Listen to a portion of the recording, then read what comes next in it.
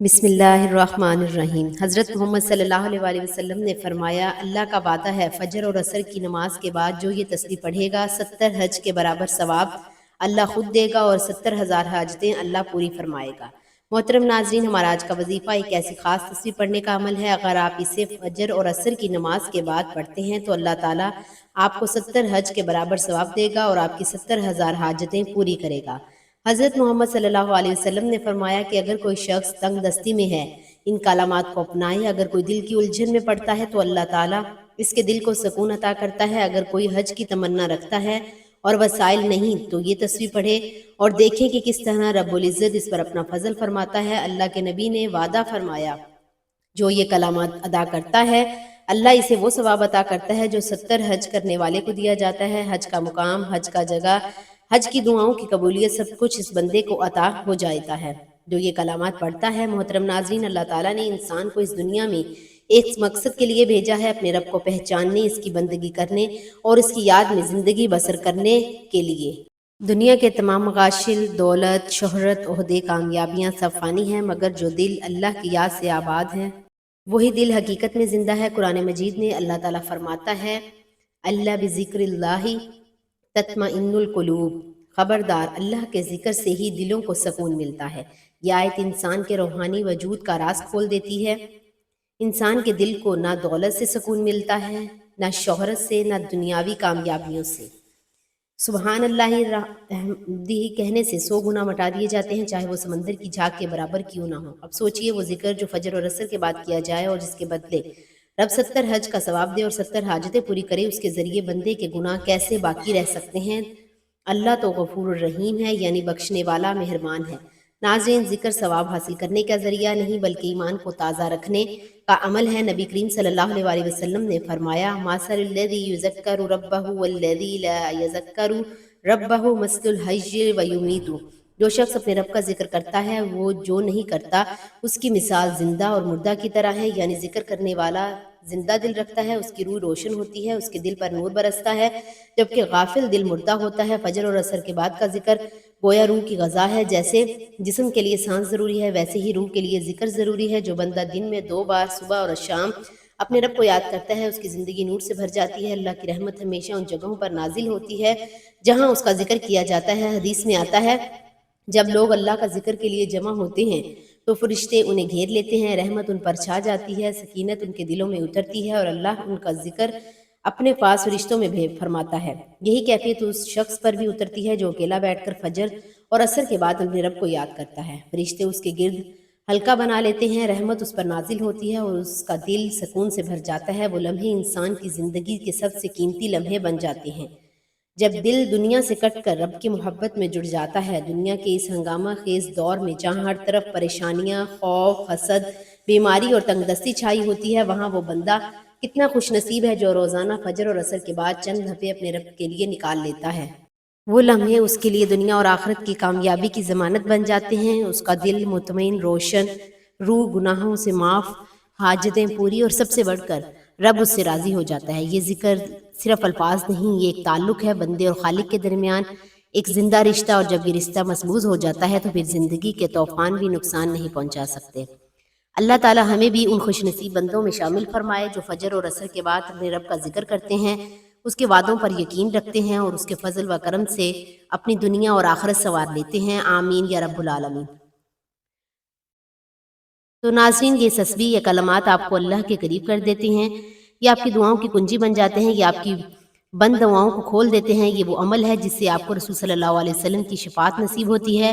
یہ وہ وسیلہ ہے جس سے آپ کی پریشانیاں ختم ہوتی ہیں، آپ کی دعائیں سنواری جاتی ہیں اور آپ کا دل اللہ کی محبت سے لبریز ہو جاتا ہے۔ اگر آپ ہر وقت، ہر دن میں کسی بھی وقت نکال سکیں تو فجر اور عصر کے درمیان تھوڑا سا وقت نکال کر خاموشی سے دل سے اس تسبیح کو پڑھ لیا کریں، کیونکہ وہ لمحے، وہ وقت، وہ دن، سب کچھ آپ کے لیے مغفرت کے دروازے کھولنے والا ہے۔ اللہ کے نبی صلی اللہ علیہ وسلم نے یہ بشارت دی ہے، یہ وعدہ فرمایا ہے، یہ خوشخبری سنائی ہے کہ یہ عمل کرنے والا بڑا اجر پاتا ہے جو دنیا میں کسی اور عمل سے اتنی آسانی سے نہیں ملتا۔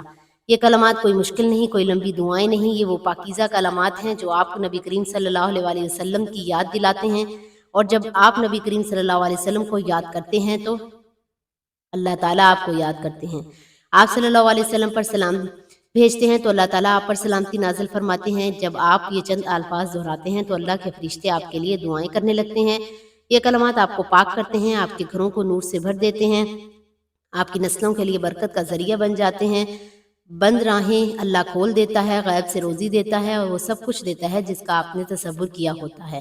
تو ناظرین، وہ کلمات، وہ عمل، وہ درود پاک ہے، درود جسے اللہ تعالیٰ نے اپنے قرآن میں بھی ذکر کیا، فرشتوں کو بھی حکم دیا، اور ہمیں بھی فرمایا کہ نبی کریم صلی اللہ علیہ وسلم پر درود بھیجو۔ اللہ کے محبوب صلی اللہ علیہ وسلم نے فرمایا، جو شخص فجر اور عصر کے درمیان مجھ پر درود بھیجتا ہے، اسے 70 حج کا ثواب ملتا ہے اور اس کی 70 حاجتیں پوری کر دی جاتی ہیں۔ تو یہ بات بہت ہی قیمتی ہے، یہ عمل آسان ہے اور اس کا اجر بہت بڑا ہے۔ یہ اپنی زندگیوں کو بدلنے کے لیے، اپنی دعاؤں کو بلند کرنے کے لیے، اپنے نصیب کو جگانے کے لیے صرف فجر اور عصر کے درمیان، یعنی ان نمازوں کے درمیان درود پاک پڑھا کریں۔ اللہ سے مانگیں، جو درود پاک بھی آپ کو یاد آتا ہے، نبی کریم صلی اللہ علیہ وسلم کو یاد کریں، اور یقین رکھیں جو نبی کریم صلی اللہ علیہ وسلم کو یاد کرتا ہے، اللہ اسے کبھی تنہا نہیں چھوڑتا۔ تو جو درود پاک بھی آپ کو آتا ہے، کم از کم 500 بار یا 1000 بار لازمی پڑھا کریں۔ آپ 100 بار بھی پڑھ سکتے ہیں انشاءاللہ، بغیر حج کے، یہ بغیر 70 حاجت کا آپ کو ثواب ملے گا۔ اس طرح آپ کی حاجتیں پوری ہو جائیں گی، دعائیں قبول ہو جائیں گی، گناہ معاف ہوں گے۔ محترم ناظرین، آپ نے فجر کی نماز کے بعد یا عصر کی نماز کے بعد سب سے پہلے حضور پاک صلی اللہ علیہ وآلہ وسلم کی ذات اقدس پر درود پاک کا نذرانہ پیش کرنا ہے۔ درود پاک آپ کوئی سا بھی پڑھ سکتے ہیں، ایک بار ثواب کی نیت سے میرے ساتھ بھی درود پاک پڑھ لیں۔ اللہم صلی علی محمد وعلی آل محمد کما صلیت علی ابراہیم وعلی آل ابراہیم انک حمید مجید۔ اللہم بارک علی محمد وعلی آل محمد کما بارکت علی ابراہیم وعلی آل ابراہیم انک حمید مجید۔ درود پاک پڑھنے کے بعد آپ نے ایک تسبیح سبحان اللہ و بحمدہ سبحان اللہ العظیم پڑھنی ہے۔ اس کے بعد آپ نے 33 مرتبہ لا الہ الا اللہ ملک الحق المبین پڑھنا ہے، اور پھر آپ نے ایک تسبیح درود پاک کی پڑھنی ہے۔ درود پاک آپ کوئی سا بھی پڑھ سکتے ہیں، چاہے آپ صلی اللہ علیہ محمد پڑھ لیں یا صلی اللہ علیہ وآلہ وسلم پڑھ لیں۔ اگر آپ چاہیں تو درود ابراہیمی بھی پڑھ سکتے ہیں، کیونکہ اس درود پاک کا ثواب بہت زیادہ ہے، اس لیے آپ درود پاک کی ایک تسبیح لازمی پڑھیں۔ ناظرین، یہ کیسا مہربان رب ہے جو بندے کے ایک لمحے کے ذکر پر 70 حج کا ثواب عطا فرماتا ہے اور 70,000 حاجتیں پوری فرمانے کا وعدہ کرتا ہے۔ جو رب، جو زمین و آسمان کا مالک ہے، جس کے خزانے کبھی ختم نہیں ہوتے، جو اپنے بندوں کے لبوں سے نکلے ایک یاد پر راضی ہو جاتا ہے۔ ہم اپنی زندگی کے کتنے قیمتی لمحات فضول باتوں، غفلت اور دنیا کی دوڑ میں ضائع کر دیتے ہیں، مگر وہ چند لمحے جو فجر اور عصر کے بعد اپنے رب کے لیے نکالے جائیں، وہ ہماری تقدیر بدل دیتے ہیں۔ ذکر الہی صرف زبان کا عمل نہیں، یہ دل کی بیداری ہے، روح کی صفائی ہے اور ایمان کی تازگی ہے۔ جب بندہ اللہ کو یاد کرتا ہے تو اللہ خود اس کا ذکر اپنے فرشتوں میں کرتا ہے۔ اس سے بڑی عزت، اس سے بڑی کرامت، اس سے بڑی کامیابی کیا ہو سکتی ہے؟ لہٰذا آج سے عزم کیجئے کہ دن کے آغاز اور انجام پر فجر کے بعد اور عصر کے بعد اپنے رب کو ضرور یاد کریں گے، ان لمحوں کو اپنی زندگی کا حصہ بنائیں گے، کیونکہ یہی وہ عمل ہے جو انسان کو زمین سے اٹھا کر اللہ کے عرش کے قریب کر دیتا ہے۔ شاید یہ ذکر وہ کنجی بن جائے جو ہماری دعاؤں کے دروازے کھول دے، ہمارے گناہوں کو دھو دے، ہماری قسمت کو سنوار دے۔ اللہ تعالی ہمیں ان بندوں میں شامل فرمائے جنہیں وہ خود یاد کرتا ہے، جن پر اپنی رحمت کے دروازے کھول دیتا ہے اور جن کے لوح محفوظ پر اہل جنت میں لکھ دیا جاتا ہے۔